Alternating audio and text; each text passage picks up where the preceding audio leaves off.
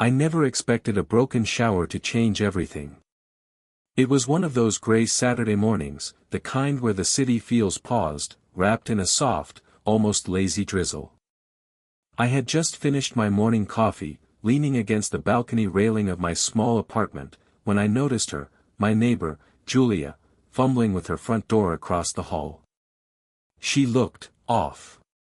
Flustered, hair damp, the kind of vulnerability that usually hides behind a composed exterior. I'd known Julia casually for months. She was mid-40s, a woman whose presence somehow commanded attention without asking for it.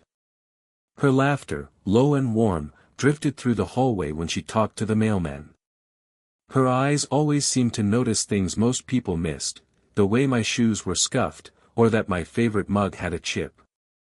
There was a sophistication in her, a grace I'd never seen in anyone my age. And yet, in that moment, she looked fragile, almost human in the way I wanted to protect her. I didn't hesitate. "Need a hand?" I called out, trying to sound casual, though my voice probably betrayed more curiosity than I intended. She turned, a startled look crossing her features. There was a flicker, recognition, maybe, or hesitation, before she gave a small, embarrassed smile. "Oh. My shower broke," she admitted, voice low, almost shy. I don't really know what to do." I nodded, suddenly aware of the intimate intrusion.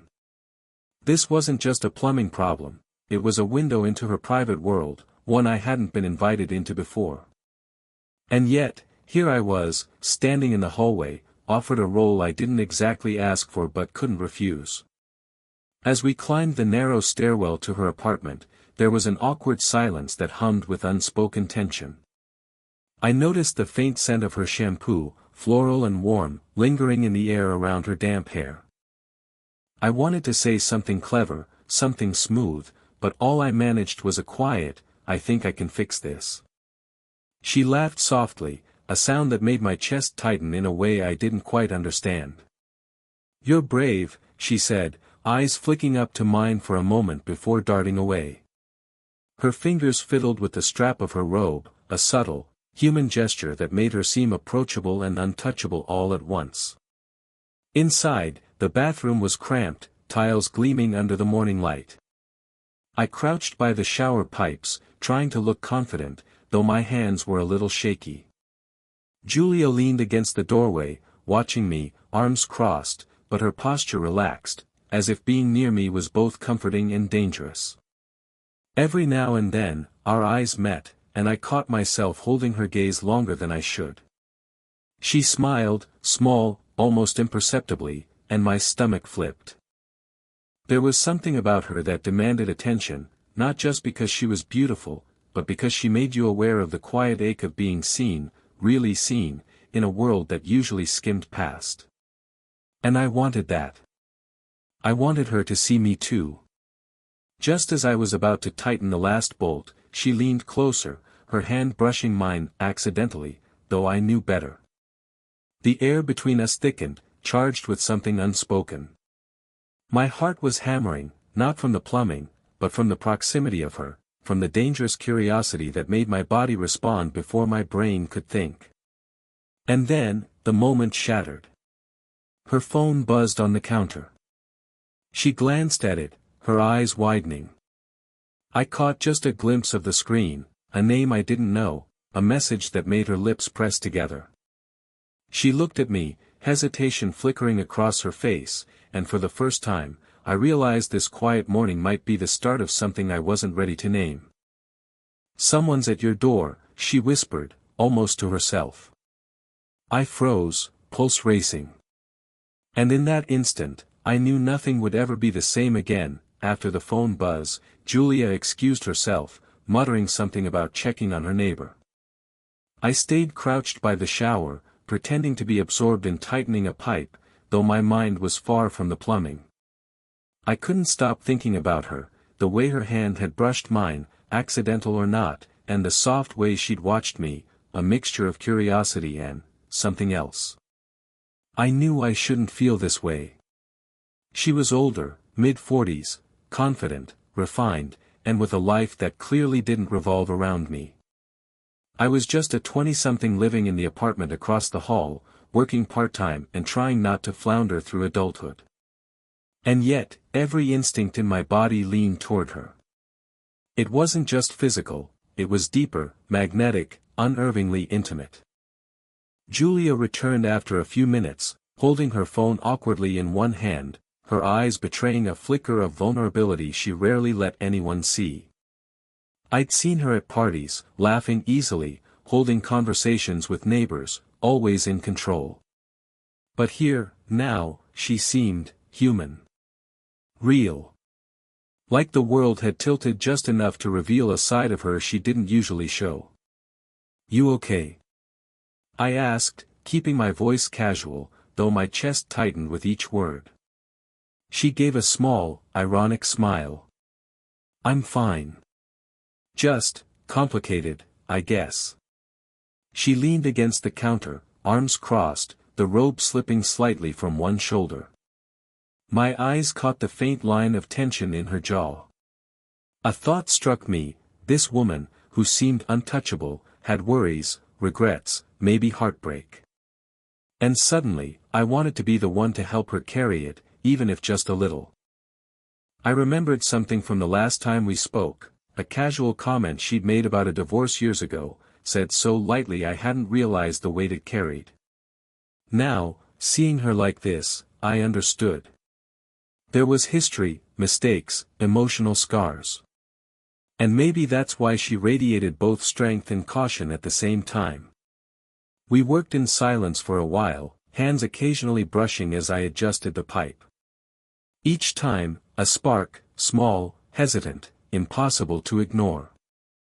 I wanted to say something, tell her how magnetic she was, how her laugh stuck in my head, how her presence felt like a pull I couldn't resist, but the words caught in my throat.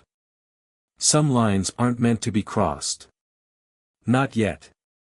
She leaned closer to inspect my work, the heat of her body just a breath away from mine.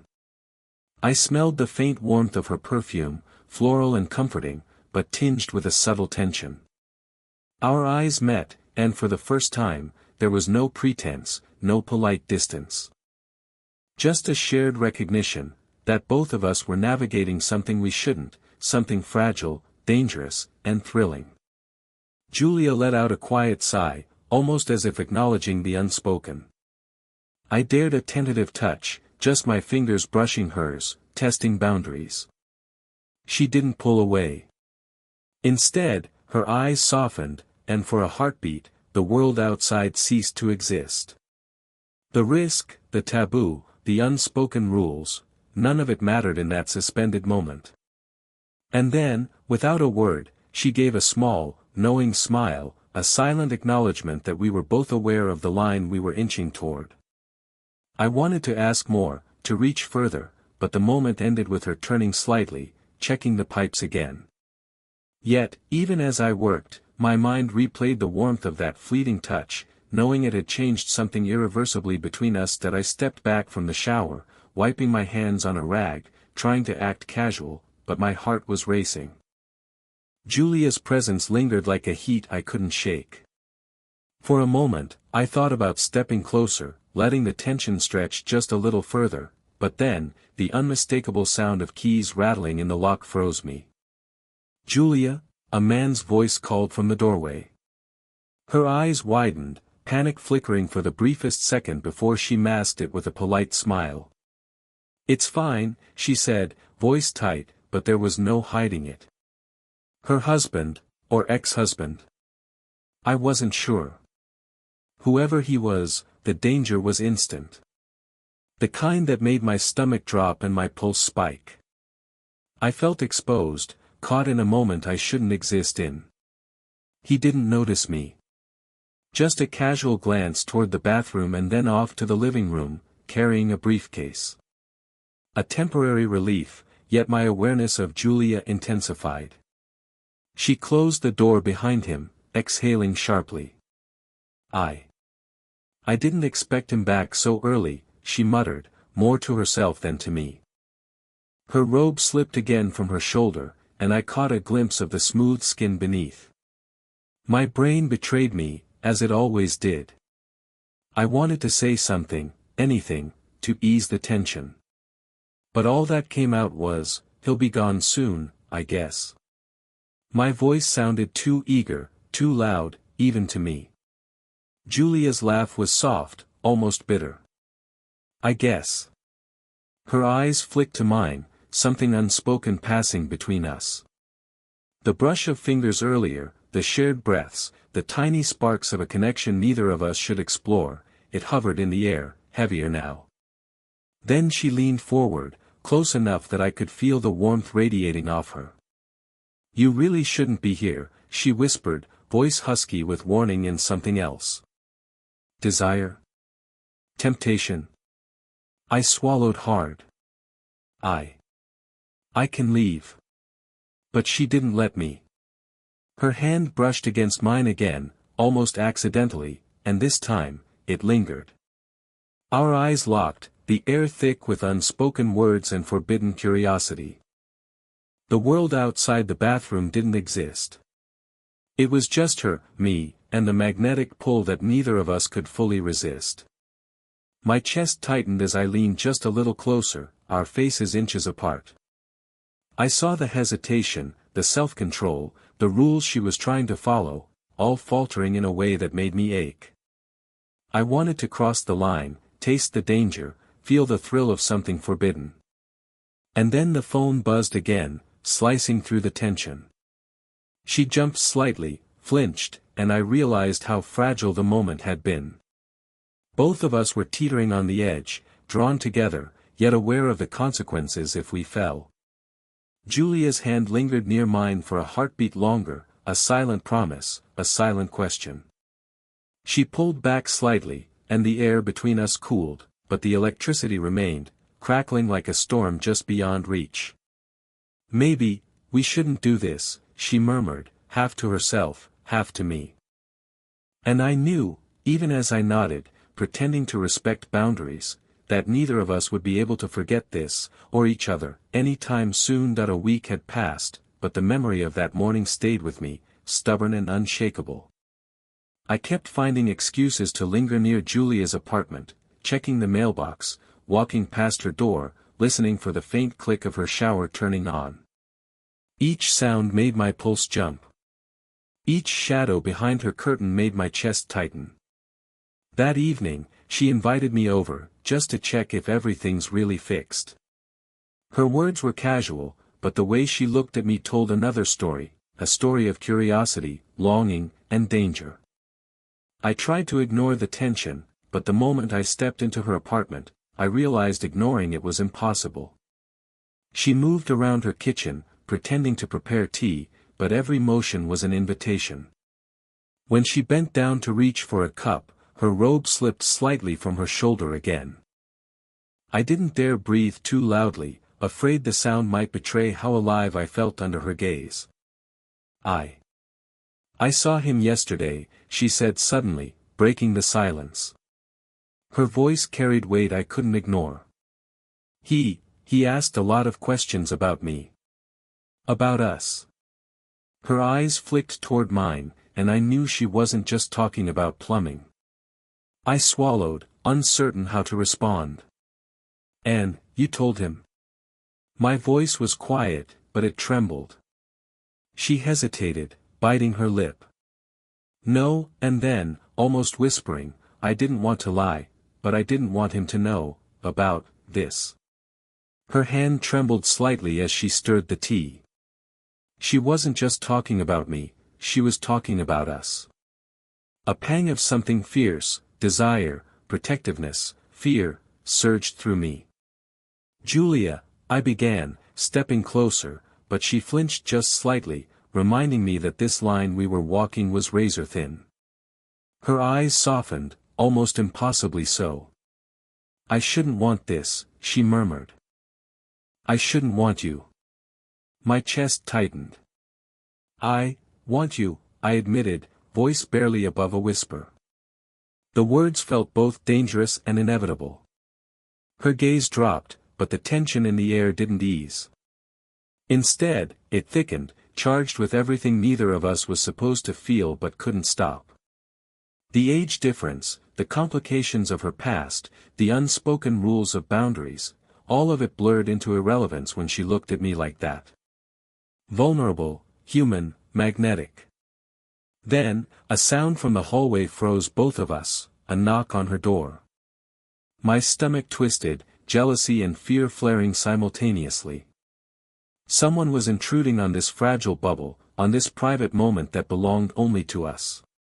Julia's eyes met mine again, wide, uncertain, and something raw passed between us, an unspoken question, a shared confession neither of us had said aloud.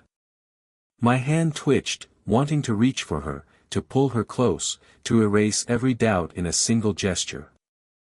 Her lips parted, her voice caught in her throat, and for a heartbeat, the world held its breath. The knock came again, louder this time, and reality threatened to crash in. I wanted to close the distance between us, to ignore everything else, but the moment hovered, fragile and electric, suspended between desire and restraint. And then, before either of us could act, Julia's eyes flicked toward the door, and everything I'd been holding back, everything we'd been ignoring, was about to be tested. The knock on the door wasn't just a random visitor. It was her ex-husband, or at least someone she trusted in the past, standing there with an expression I couldn't quite read. Julia froze, her hand still on the tea kettle, her robe slightly slipping from her shoulder. I stayed rooted near the counter, heart hammering, as tension thickened between us like fog. I need to talk to you, he said, stepping inside before she could respond. He didn't notice me at first, or maybe he chose not to. Either way, it felt like an intrusion, like a storm crashing into a fragile shelter we built in silence. Julia's jaw tightened. "Not now," she said, voice low but firm. "We can't do this here." He smiled, a shadowed, knowing smile, and my stomach sank. "I know what's been going on," he said. My blood ran cold. Every instinct screamed, run, hide, pretend you're invisible, but the pull I felt toward Julia didn't let me move. Her eyes flicked toward me, wide and vulnerable. How, she stammered, but words failed her. I could see the fear, the worry, the vulnerability she tried so hard to mask every day. And suddenly, the world I thought I understood shifted entirely. He continued, voice calm, almost smug. "I heard enough. From the neighbors. From the hallway. You're both playing with fire." Julia's hand shot out, brushing against mine in a fleeting, desperate gesture. I felt it like an electric jolt. It was a silent plea, a reminder that no matter the complications, we were both entangled now, whether we wanted to be or not. I didn't, she began, but he cut her off. "You didn't what? Think it wouldn't matter? That no one would notice?" His gaze sharpened on me now, and I realized the stakes weren't just emotional anymore. I was a part of this chaos, and there was no way to step back. Julia turned toward me, eyes pleading.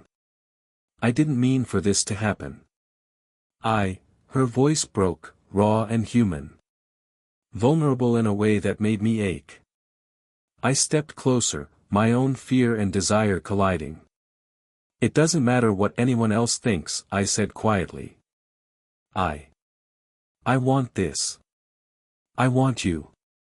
Her ex-husband's eyes narrowed, a warning, a threat, but the moment had shifted.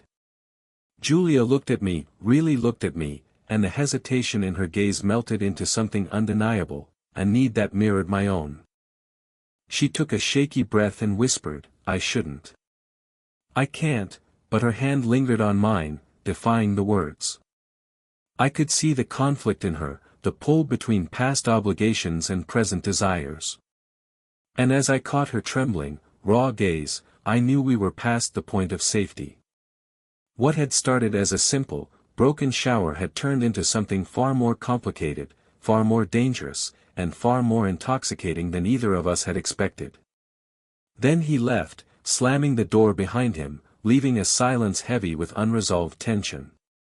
Julia's eyes met mine, soft yet fierce, and in that moment, the unspoken truth hung between us. Our lives were no longer simple, no longer private, and nothing could keep us apart from the feelings now impossible to ignore. And yet, neither of us spoke. We just held the space between us, electric and fragile, waiting for the next move, knowing that everything had changed. The apartment felt smaller than ever, heavy with the weight of what had happened, the almost confession, the intrusion, the fear, the longing. Julia leaned against the counter, staring at the floor, her fingers twisting the hem of her robe as if trying to hold herself together. I wanted to say something, anything, but the words felt too small, too inadequate for the storm between us. "I can't. I shouldn't," she whispered, barely audible. Her eyes flicked up at me, and I saw every layer of hesitation, every shadow of doubt.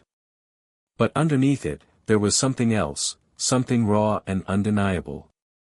I stepped closer. "Julia," I said softly, "I don't care about the rules. I don't care about the complications. I just know I don't want to pretend I don't feel this." Her breath caught, and I reached for her hand. She didn't pull away. Instead, she let her fingers brush against mine, slow and deliberate, like an answer forming in the quiet between us.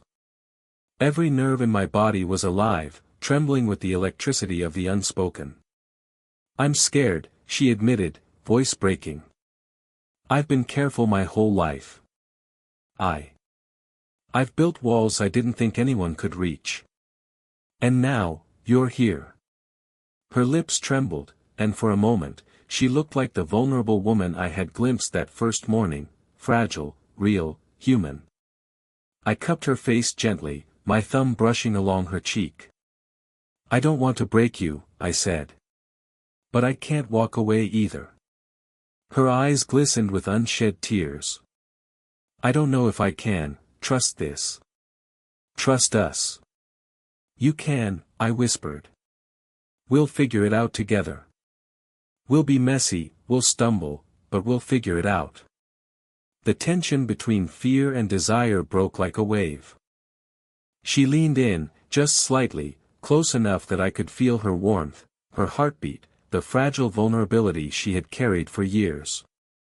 And in that near touch, everything else, the age gap, the complications, the guilt, all of it faded into background noise. A long, trembling silence followed, broken only by the faint hum of the city outside. We stood there, faces inches apart, hands intertwined, the unspoken confession hanging between us. Then, almost imperceptibly, she leaned a little closer. Not a kiss, not yet, but a promise, fragile, tentative, electric. My heart raced, and I knew this moment had changed everything.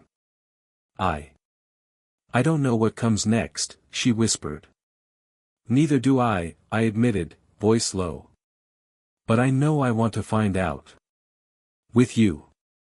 Her lips curved into the tiniest, fleeting smile.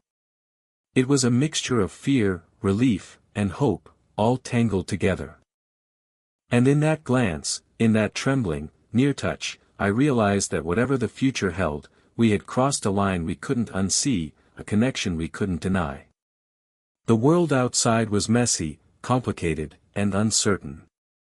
But in that moment, inside her small apartment, the storm of emotions had found a fragile calm. And as we held each other in that suspended silence, I understood, we were no longer pretending. We were here, together, and everything had changed. The next few days passed in a blur of quiet intensity. Julia and I didn't rush into anything. There was no grand confession, no dramatic gesture. Just moments, small and human, where proximity became a promise, and lingering glances carried more weight than words ever could. She invited me for coffee one morning, and I arrived early, my stomach tight with anticipation. The cafe was quiet, the kind of place where time slows, and it felt like our own little world. When she walked in, mid-40s, graceful, yet unguarded in a way I hadn't seen before, my chest tightened. I smiled, and she returned it, the kind of smile that acknowledged everything, and nothing, at once. We talked about mundane things at first, work, neighbors, the rain outside, but underneath the surface, every word carried unspoken tension. Each laugh, each brush of fingers across the table, was a thread weaving us closer together. The age gap, the complications of her past, the warnings of others, they mattered less with every shared glance. Later, as we walked along the quiet street, I felt a boldness I hadn't before. "Julia," I said softly, "I've been trying not to think about this, but I can't. I can't stop thinking about you." She looked at me, eyes wide, searching mine. "I know," she whispered. "I can't either. And I shouldn't, but I do." We paused by a street lamp, the city muted around us. The rain had stopped, leaving the world glistening with wet reflections. My hand found hers, fingers entwining naturally. The touch wasn't rushed, wasn't desperate, it was steady, grounding, and in that simple connection, everything we'd been avoiding fell away. "I don't know what comes next," she said, voice soft, almost trembling. "But I know I want to find out. With you." I squeezed her hand gently, heart swelling. "Then let's do it together. Messy, complicated, real, everything we are." Her laugh was soft, a mix of relief and joy, and for the first time, I saw her entirely, not just the woman I was drawn to, but the human, imperfect, beautiful woman she was. I realized that the years between us didn't matter. What mattered was this, honesty, connection, and the courage to let ourselves feel. We walked in silence after that, side by side, the kind of silence that spoke more than words ever could. The storm of emotion that had defined the past week settled into something fragile but enduring. We were still complicated, still navigating the unknown, but we were facing it together. By the time we reached her building, I felt a sense of quiet certainty. Whatever challenges lay ahead, we had already crossed the most important threshold, the one where honesty, desire, and vulnerability meet. And as she reached for the door, our fingers lingered together a heartbeat longer, a silent promise of everything yet to come. The world outside was messy, unpredictable, and often unforgiving. But in that suspended, fleeting moment, we had found something rare, a connection that was real, human, and ours. Did you enjoy the story? What kind of stories would you like to hear next?